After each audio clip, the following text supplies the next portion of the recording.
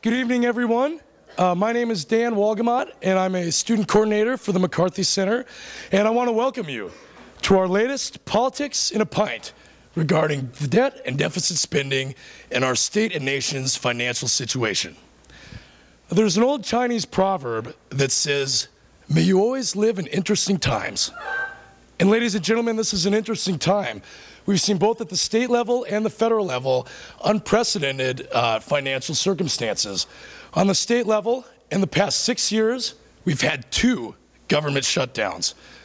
Never before have we had a government shutdown. In the past 6 years, we've had 2 government shutdowns. This last summer, our nation was on the brink of defaulting on its loans due to the debt ceiling. Interesting times, unprecedented things, and that's why we're here tonight, to talk about this, to start a conversation, to ask questions, and to find solutions. So it's with great pleasure that I want to introduce you to State Representative Larry Hosh and Dr. Lewis Johnson, the Chair of the Economics Department. And to thank these gentlemen for being here with us tonight, I have gifts to present them with. Here we have the highly coveted and extremely rare Politics in a Pint mug. So thank you guys very much for your time to be here. It's empty though. Excellent. So again, thank you all for being here. We're going to listen to our guests, and then we're going to have a Q&A, and we're going to learn a lot. So thank you very much.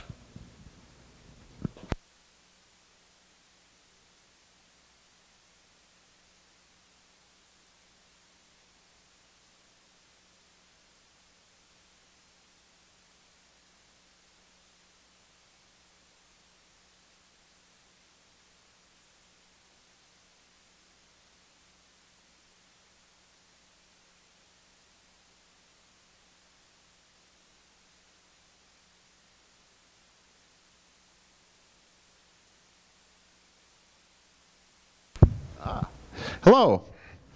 How are you today? Doing all right? What I thought I would do is concentrate on the federal. We didn't actually coordinate at all, but I thought I'd just talk about the federal level for a minute and then turn it over to Larry for thinking about the state. At the federal level, I think there are 3 numbers that you should understand. The numbers are 10, 210, and 3. Okay, so you ought to be able to remember that, right? 10, 210, and 3. So what are those numbers? Well, the first one, 10, refers to, does anybody know?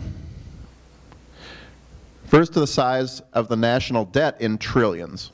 So roughly $10 trillion is the size of the United States national debt. Now you can make it a little smaller or a little bigger with different definitions, but roughly $10 trillion is what we're talking about. What does that represent? Well, $10 trillion represents the total amount of borrowing that the federal government has done since its inception in 1789. So if you take the difference between what we have spent and what we've brought in taxes, we have to get the money somewhere, and the only place to get it is to borrow it. So the debt measures the total amount of borrowing that we've had to do over the last roughly 200 plus years. So $10 trillion is pretty big number. The US GDP, for example, is about 15 trillion. So it's pretty big compared to the total amount of stuff we produce in the course of a year. I don't think that's a terribly important number, though. It may sound kind of strange to hear that, but in a sense, that number is just something we have to pay off. And regardless of what we do from here on out, we're on the hook for that 10 trillion. So in a sense, I don't even pay attention to it.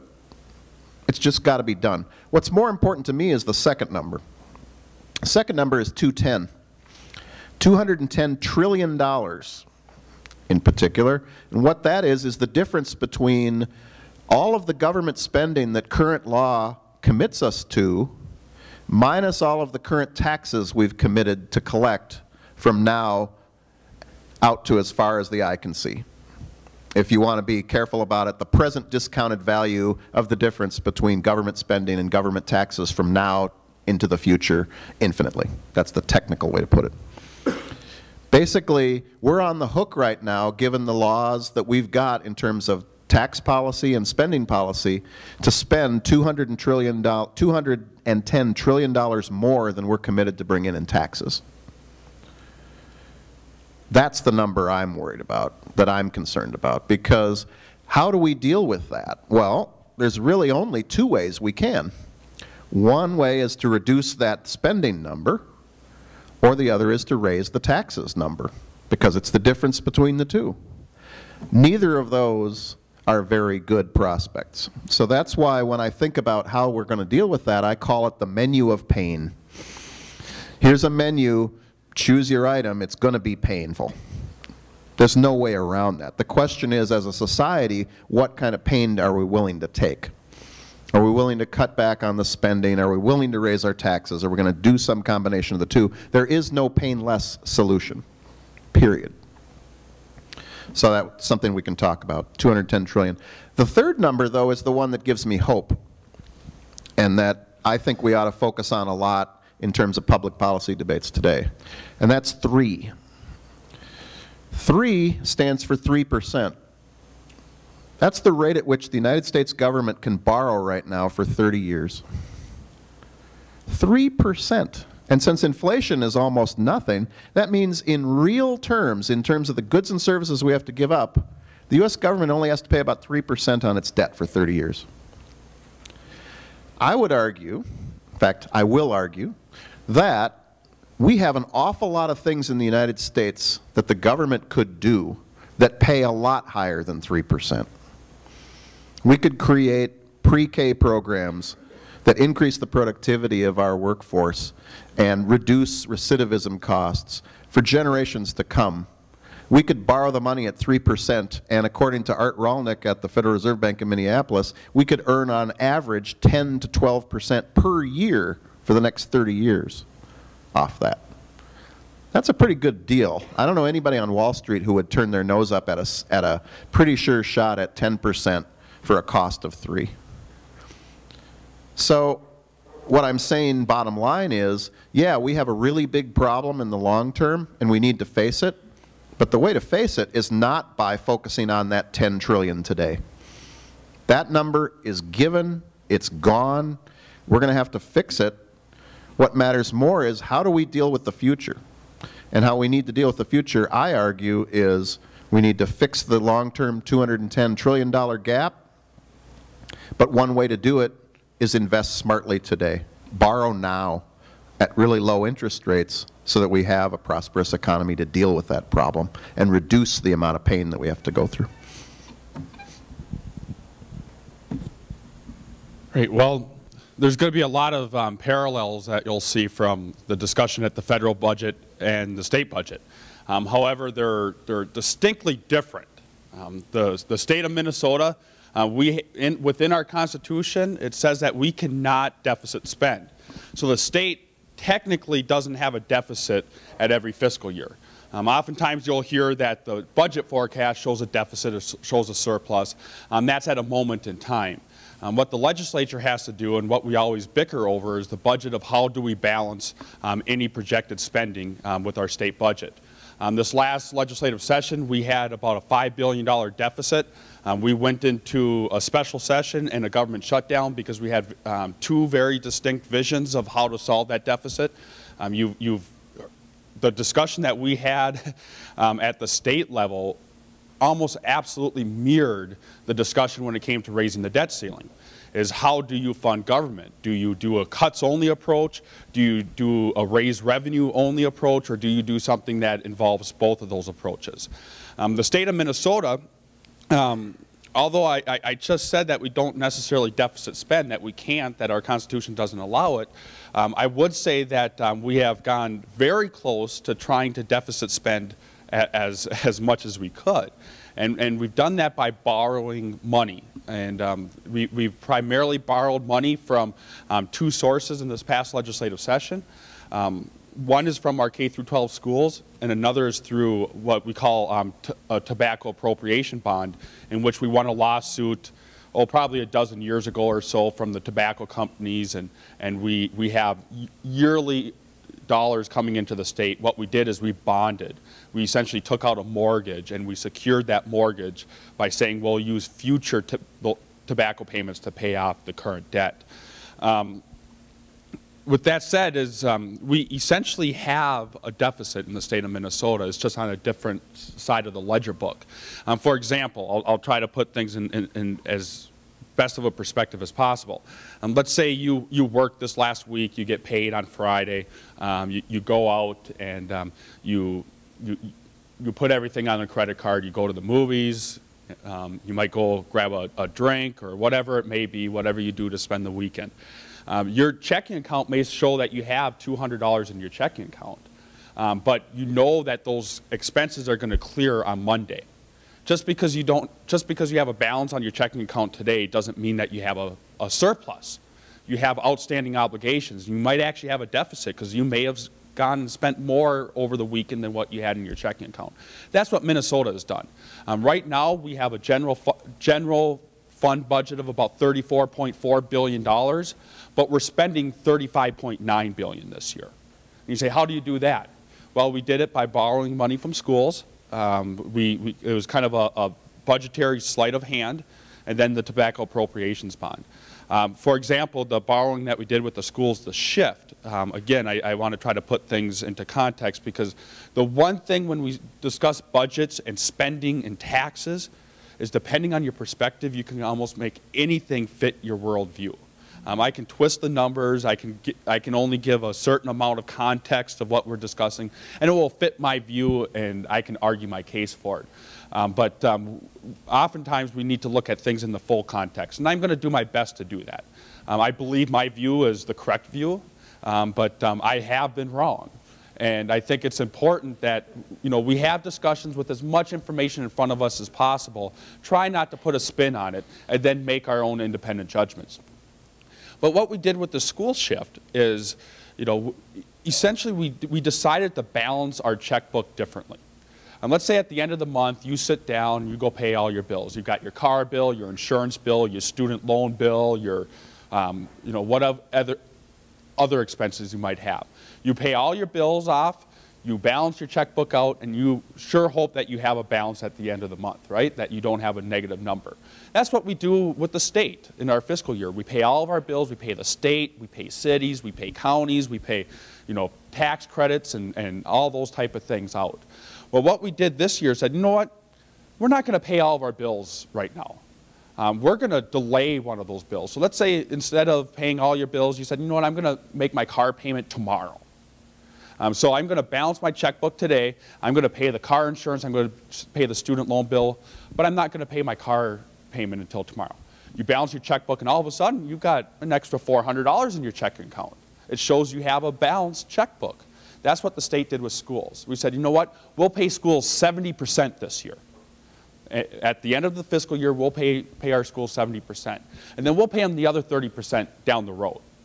We'll still pay that money. We'll still spend it. But we'll just do it in a different fiscal year so it balances. That's the type of stuff we've been doing. And what it does is I really think it creates a misperception of how state government is spending and the investments that we're making in our state. We have primarily two obligations that we have to do constitutionally. That's to fund schools in a uniform way and to pay for transportation in Minnesota.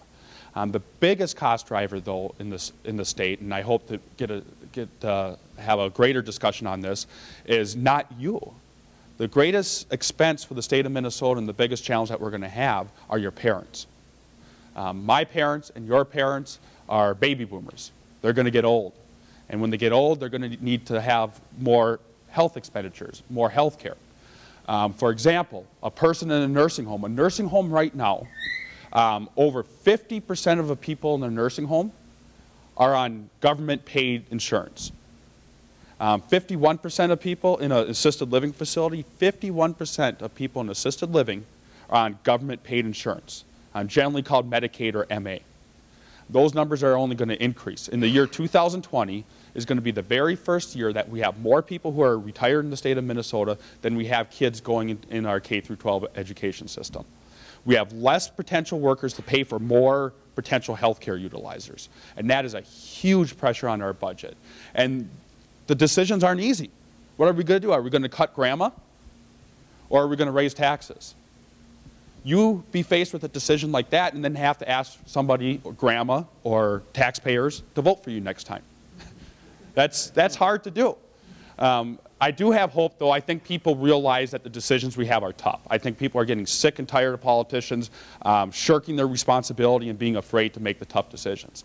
I think our communities and our cities and our state and my constituents and everybody throughout are willing to accept difficult decisions if they know that people are making those decisions to put us on a good foothold in the future. We just need leadership in that respect.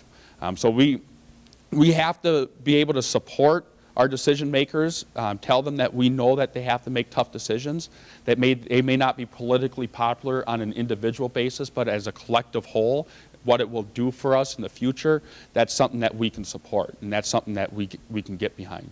So that's kind of a nutshell where the state budget is right now. I can get much more detailed. I do apologize for my presence today. I tried to get more entertaining people to take my place, but they were busy. So I'm relegated now to be up here at the panel, but hope to be able to provide you some insight.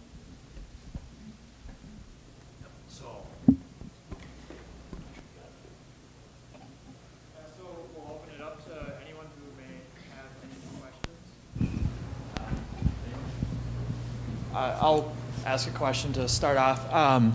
So one of the claims is that economic growth can lead to greater tax revenue, which can help to balance the budget. What sort of role does the government play in trying to promote economic growth?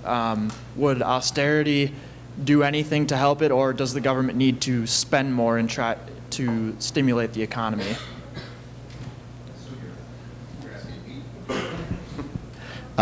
That is the $14 trillion question, right, for the U.S. economy. You know, can we cut our way to prosperity or not? Well, I think we have a natural experiment going on right now. They're doing it in Europe, especially in Great Britain, but to a lesser extent in France and Italy and Greece and Ireland and Iceland. And the results aren't good for the austerity side. If you think that, as Paul Krugman calls it, the confidence fairy will come along and make everything fine because you show how virtuous you are, they're waiting for the confidence fairy to still show up. They're just not getting it. Iceland, on the other hand, said we're not going to go down the austerity path, and their economy has actually rebounded fairly quickly. So I would argue that austerity is not the answer. The way to get the economy growing again is to, first of all, get demand going, which sounds like an old, and this would be like an epithet that you'd throw at somebody. Oh, that sounds like a Keynesian idea. Well, it's not a Keynesian idea. It's actually an idea that comes back to a famous economist named Milton Friedman. Famous conservative economist. He wrote a book called Capitalism and Freedom, and a famous book and TV series called Free to Choose, where he argued exactly this point, that when you're in a situation like this, you stop digging, and you have to go out and actually spend or use monetary policy to get the economy revved up. I'm trying to get that idea across. The question I'd ask you and the rest of the audience is how do you get those ideas across to people? Because I'm not having much luck. We have one right here. Hi, I'm Eric Schilling, a political science major here at St. John's. And I guess my question is also for you, Dr. Johnson, is you mentioned 3%. I was wondering for interest rates. Currently, do you see the national or even to the national government using any recent policies are taking advantage of that 3%, or what policies would take advantage of those if you haven't seen them currently? Well, to answer your first question, the only way we're taking advantage of it is by default. Not literally default, but I mean without doing anything. And that's the fact that the burden of the debt that we already have is getting smaller because the Treasury is able to refinance our debt at lower and lower interest rates. So, but that's not been an intentional policy. That's just been luck. No, we haven't been taking advantage of it. We've basically been letting this opportunity slip. So, you know, if I were able to make policy, and if you're interested, I made this argument in an article in MinPost around Halloween, I think it was, maybe a little earlier. You would bond, first of all, I think, for early childhood education. There are programs that could easily be scaled up in terms of pre-K education that you could implement around the United States.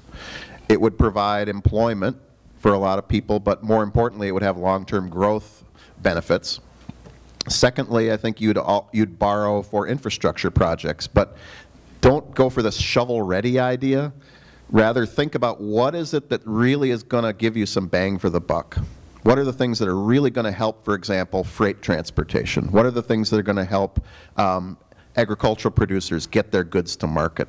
What are the things that are going to really help get the connection between, say, Minneapolis, St. Paul, and Moorhead? Don't just add another lane on a freeway because people have to commute a little bit so that their commute time goes from 10 minutes to 9 or from 30 to 29. That isn't worth it. So those are the two at the top of my list that I'd do. I'd just like to respond a little bit to this too. I mean, both of the recent questions that we've had when it comes to spending and investment. Minnesota has been, I mean, if it was simply about economic activity and governmental spending, you would probably say that Minnesota would sit in the back of the pack. But Minnesota has more Fortune 500 companies per capita than any state in the entire nation. And we don't have more Fortune 500 companies than any state in the nation because we have the lowest tax rate or because we have the best climate. It's neither of those. I strongly believe it's the investment that we've made in the state, in our people, in our workforce.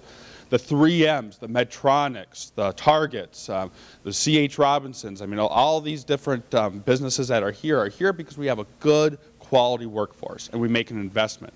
Early childhood family education, for every dollar we invest, we get an $8 to $12 return because it's less special education costs, it's less intervention costs, it's less criminal justice system costs in the long run.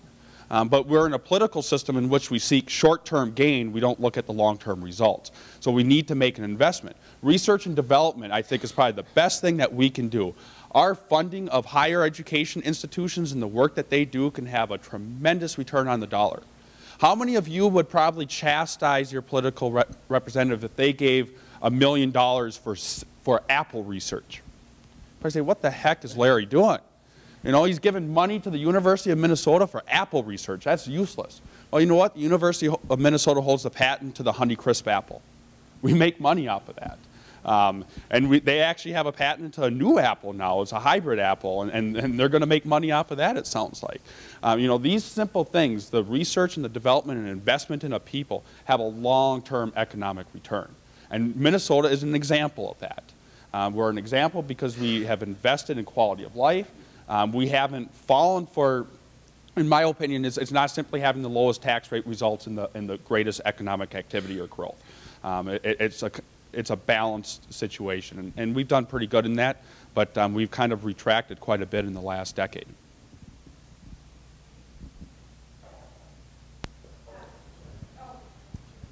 I have a question I think that both of you might be able to answer in some parts. We've been talking a lot about investment of government money in certain social programs, and I think of Minnesota, what largely comes to mind is the Minnesota Family Investment Program. And so I have to wonder, how does that impact a return on our families and our quality of life in the state or in taxes, and in what measure? And perhaps as an analog, how does that compare to the, I guess, the federal spending on programs such as Social Security or unemployment? The Minnesota Family Investment Program is welfare. And you know, this is an area that I've actually spent a lot of time in. How many of you think Minnesota spends a lot of money on welfare? Come on. Seriously? Wow, you are not representative of the people I have in my district. A lot of people, I'd say the vast majority of those that I represent think Minnesota is a welfare state. Overall, we spend 0.6% of our entire state budget on welfare. That's it, 0.6%. Every single person who gets on the Minnesota Family Investment Program has to be a family with a child that is born into a situation that we always have to remember that that child shouldn't have to should have an opportunity to have access to the same things that I think many of us here take for granted. The Minnesota Family Investment Program, if done right, can be very successful. When we had welfare reforms back in 1996, we had a completely different welfare program that wasn't just simply focused for, our focus in welfare is welfare to work, to get that recipient working again. It's a laudable goal. It's something that we all want to do. But what kind of work do we want them to have? Do we want them to find a job at McDonald's and be making $7.50 an hour? Or do we want them to spend 6 months or 9 months or 12 months at a trade school and becoming a nursing assistant? I just told you that a lot of people are getting older. We need more of them, right?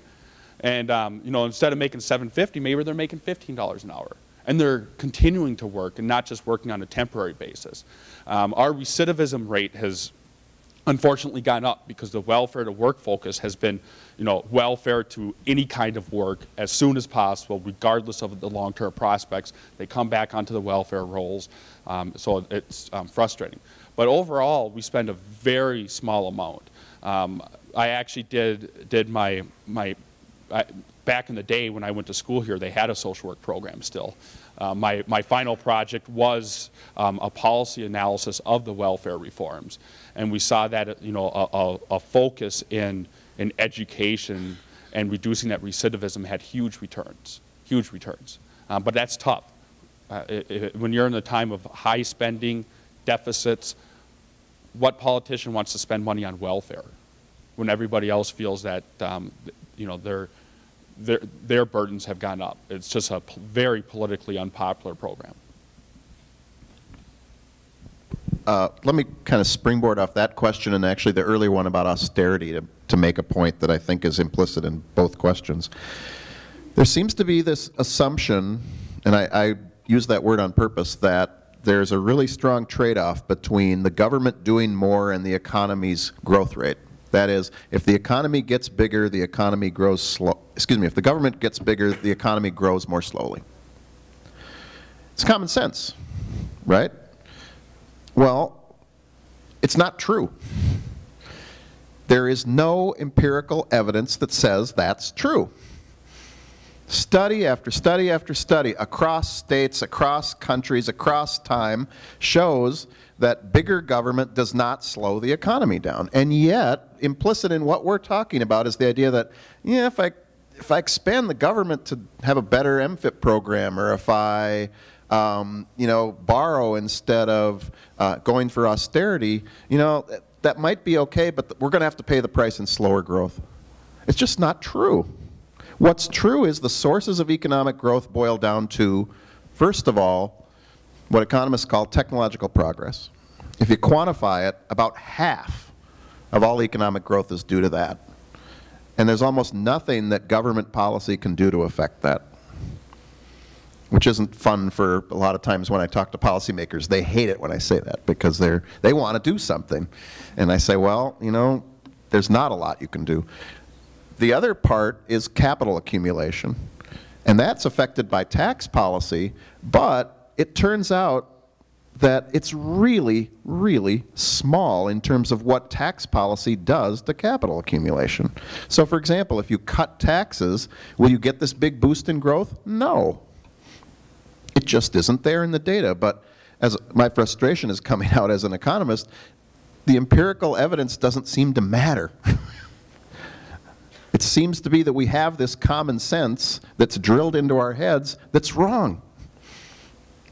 So I don't know how to get rid of that, except to educate you guys. Do I go? Building off of everything that's been said so far, it sounds like one of the issues that both of you face as an economist and as a politician is how to explain very complex economic relationships to people who don't necessarily know this 3% thing that you're talking about, or the 0.6% is spent on welfare, or how the government's relationship to the economy actually works. And as you were doing this, Larry, you used the family household metaphor, which is a very common metaphor that in order to explain how the larger economy works, you relate to the ordinary person by saying, okay, you're balancing your checkbook, this is how it works. And both Republicans and Democrats use that all the time.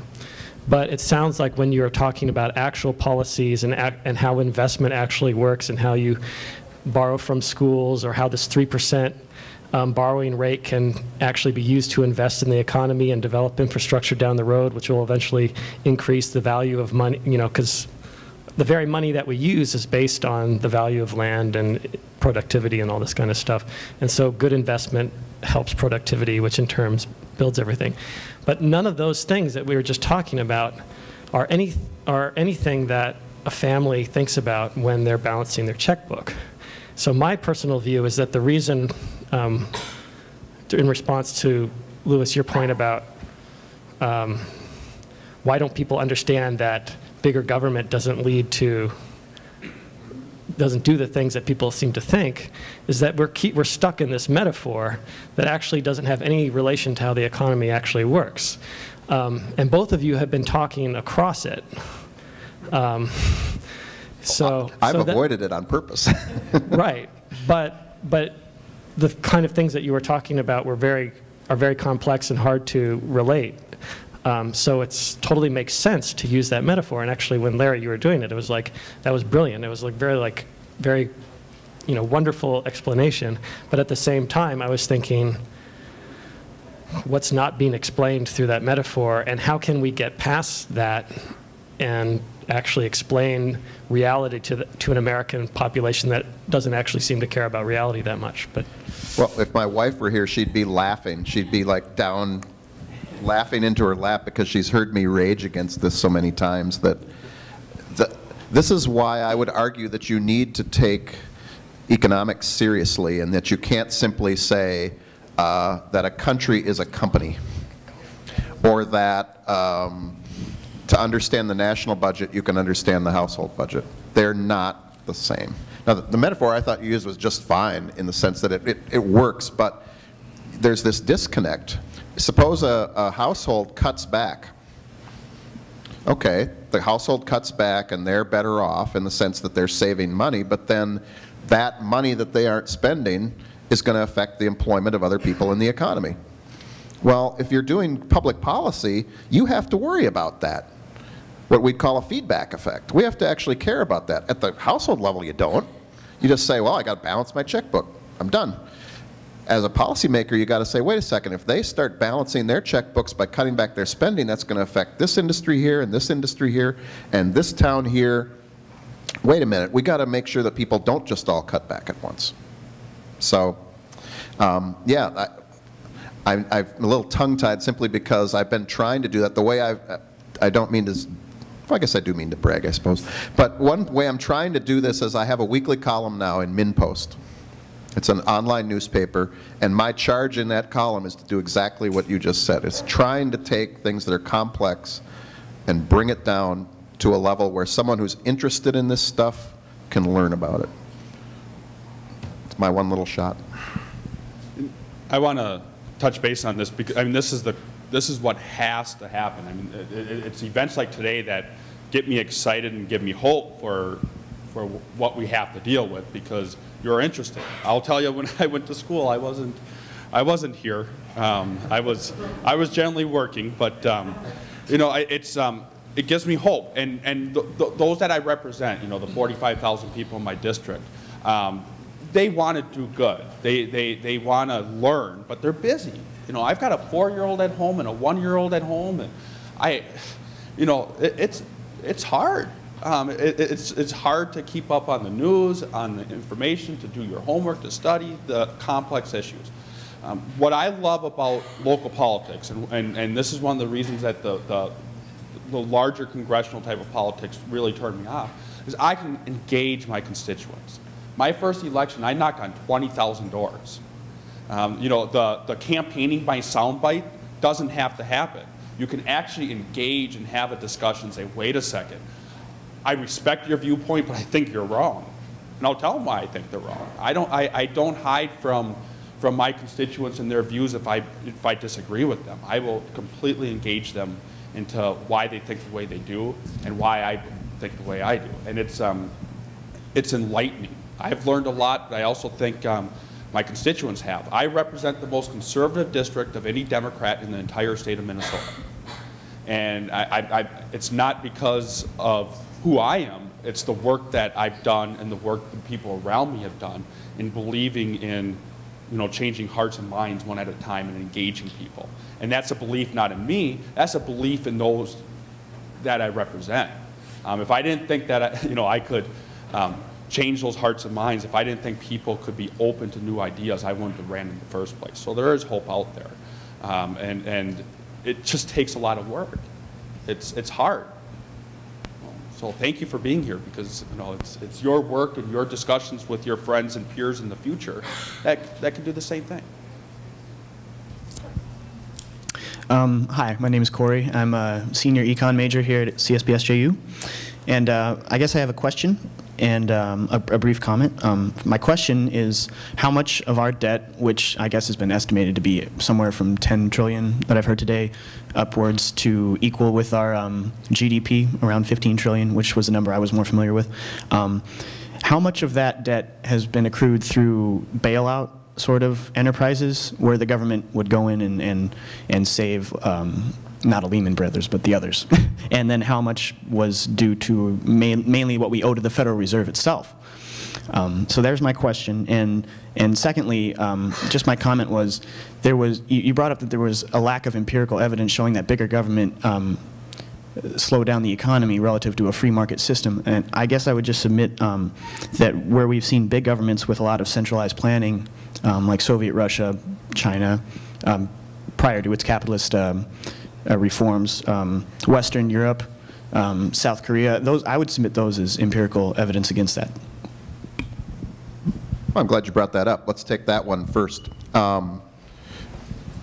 Yeah, no one would argue that the Soviet Union grew, that was good. No one would argue that China before 1979 would. I would argue with South Korea. South Korea is one of the fastest growing countries since 1960. Oh, well, okay. North Korea, well, but the examples that usually are brought up is, oh my God, look at Western Europe. Well, if you actually look at the average growth rate of Western Europe in per capita GDP between, say, 1950 and today, the US and Western Europe are about the same. There just isn't much difference. Well, yet their governments are significantly bigger than ours. They don't seem to be paying the price. To use an economic historian's language, Peter Lindert out at UC Davis, he says, for some reason, the welfare state seems to be a free lunch. And that grates on economists because we keep saying there are no free lunches. So let's keep looking for the evidence, but right now I just don't see it. I forgot your first question, I'm sorry. Oh, how much of the debt?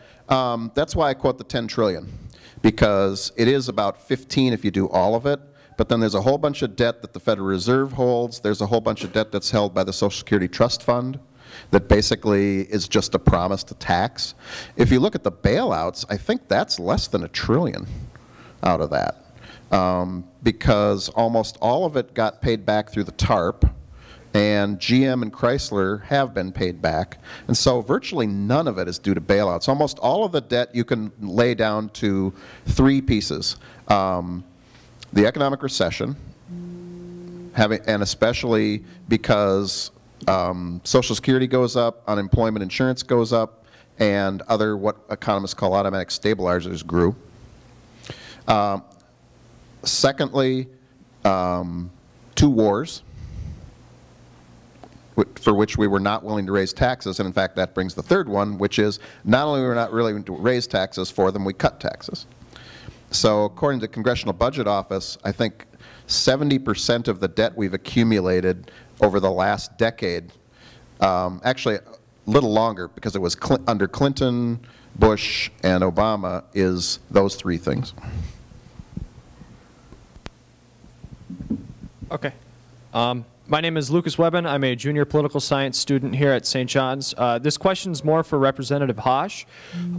Once we kind of get beyond determining how much we're going to spend on a given program, let's just say education, for example, at $20 billion, it seems there's a certain point where increased funding to a program, we see a decrease in sort of results within kind of, because of a process in the bureaucracy where we can't, increased funding does not directly relate to an increase in results. So what innovations have you seen in government to sort of correct that point when we increase funding to a program and see a decrease in results? How does oversight step in that case to make sure we get the most bang for our buck? Well, I think that's something that we're constantly discussing and debating and trying to figure out. I mean, every decision, every appropriation we want to make sure we get a return on the dollar. On the education example, we've gone through a whole bunch of different testing requirements from back in the day what we called the profiles to learning to now the Minnesota comprehensive assessments. On the education level, we have not seen a decrease of results because of an increase in investment. We actually spend less per student now than what we did 15 years ago. We just have more students.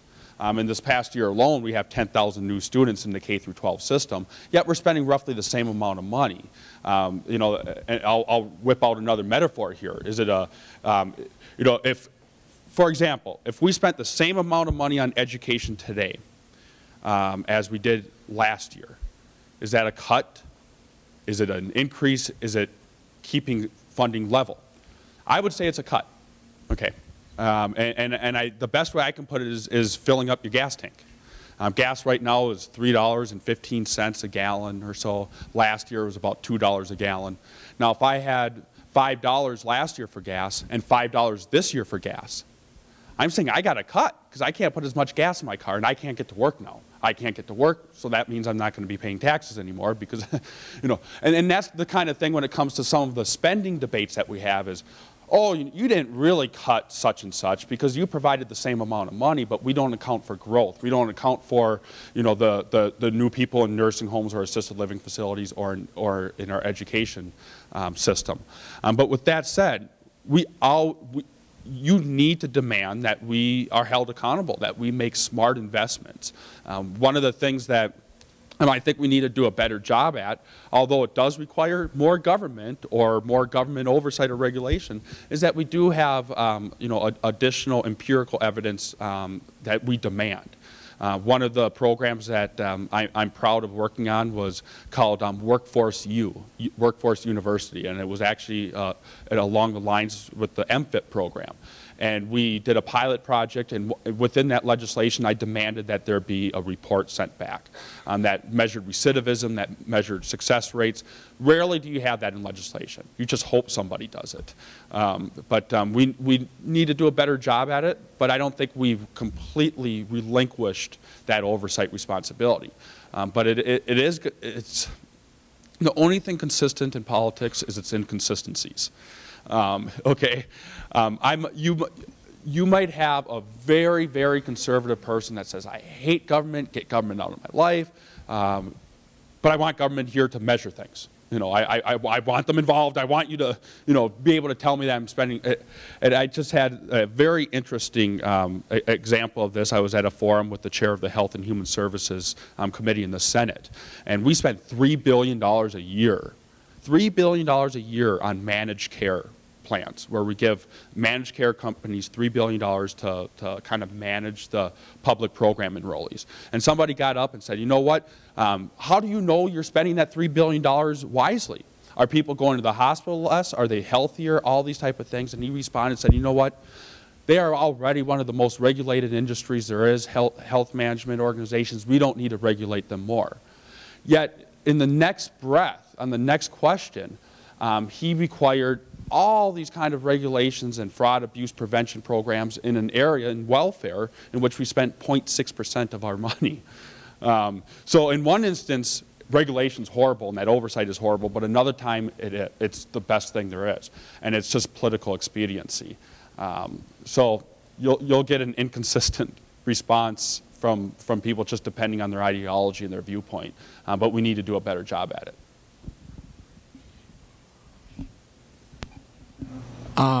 First of all, I'd like to thank you guys for coming. I think this is extremely interesting and helpful. Both of you have touched on like raising taxes and cutting spending, but like what I'm interested in is you called it like the menu of pain. Like, you know, no one's gonna enjoy what you're gonna do. But recently, like we've seen in politics, is who are you planning on raising the taxes on, and what are you gonna cut in spending? Like in my point of view, you know, is it the Social Security, Medicare, Medicaid that needs to get phased out? And currently you're raising, like politics is raising taxes on the wealthiest Americans. So therefore, like, you know, is it really a menu of pain if some aren't getting their taxes raised and some are? Like, it's just kind of, I'd just like to expand on that a little bit more. Well, you've put your finger on the issue, which is whose Oxus, we'll have some more metaphors. Whose Oxus going to be gored, you know, think of whatever metaphor you like. You know, as economists, you have to go to the voters. I have tenure, so I can say things. It's a great one reason I like this better. But you know, one of the things as economists that's interesting is that when I get in a room, say with one of your colleagues, King Banyan, and we talk as economists, we agree a lot on what the menu of pain ought to look like. We ought to reform the tax system in a way that rewards saving rather than consumption, which means we ought to have sales tax reform. We tend to agree that certain kinds of spending on health care should be somehow, there should be some incentive not to do that, because end-of-life care is so incredibly expensive and doesn't have that much payoff except to the, you know, to the family. Of course, it's incredibly important. So we agree on that, and yet I'll get outside the room and we won't agree anymore because he has to face the voters and I don't. So I know I'm dancing around your question a bit, but the menu of pain that economists would come up with, I think, no matter where you are in the political spectrum, would be pretty similar. We'd say things like we need to raise the retirement age on Social Security a little bit. We need to increase the fees on Medicare a little bit. We need to raise the Social Security tax once we're past this recession a little bit. And that would take care of Social Security pretty much. It's pretty small. Medicare is a whole different ballgame. Medicare and Medicaid is health care reform. And that's the one where you've got to have fundamental reform. I'm going to piggyback off of this, and this is, I hope I don't bore you too much, and if I start talking too much, just, you know, give me the hook. But Social Security's not, it's not so much in trouble that we can't deal with it. Medicare is where it's at, and Medicare and Medicaid at the state level is where it's at. Tough decisions have to be made. You and I cannot expect to get the same treatment as our elders right now. We can't. We have to start demanding more out of ourselves and younger folks. Right now is if you're poor, you have a right to a nursing home level of care. You have a right to care no matter what you've done in your previous life, no matter if you were reckless with your money or investments or any of that sort. We can't do that. The trends when it comes to you know, our population just are so overwhelming from now until 2050. So what do we need to do? Well, we need to start demanding more out of all of ourselves. And the healthcare debate is one that shows how difficult it is. The whole debate of the health insurance mandate is personal responsibility. You know, and personal responsibility is something that, you know, I think both conservatives and Democrats or liberals can agree with. I have to demand of you and you and you that you prepare for your future needs now, that you don't delay it, because what your pull on the system is going to impact my family. It's as simple as that. And if you neglect your responsibilities, I'm going to end up paying for you. Now we have a health care mandate where it says, you know what, your health care impacts all of us. We're going to mandate that you have to have insurance. I don't think that's such a bad thing, but you're seeing how tough it is. Same thing with nursing home care. If 76% of our people in a nursing home today are on government-paid medical insurance, what did they do in their previous 60, 70, 80 years to make sure that I didn't have to pay for it? It's not a popular discussion to have, but we're going to have to start having it, and we're going to have to start expecting more out of all of us. If we do it now, it won't be as painless as, you know, the huge cuts. We have to work hard at it. I will use another metaphor. Some of you have mentioned, see, I've lost 60 pounds since the last time I was here. And I lost those 60 pounds through a change in lifestyle, through hard work, working out. It didn't happen overnight. It's the same thing with government spending and reforming government. I could have lost 60 pounds by cutting my leg off. Real easy, simple, to the bone, right? And it's a cut, bam, lost my 60 pounds. Easy, quick, but you know, I'm affected for the rest of my life. We want to do things like a healthy diet when it comes to policy change. We have to work hard at it. We have to change our lifestyle, and that's tough. It's very tough. And it has to happen in Medicare and our future healthcare expenditures. That's where most of the $210 trillion is. Okay, well, I think that's about all the time we have, so we'll let you guys go. Thank you very much, Representative Haas and Professor Johnston.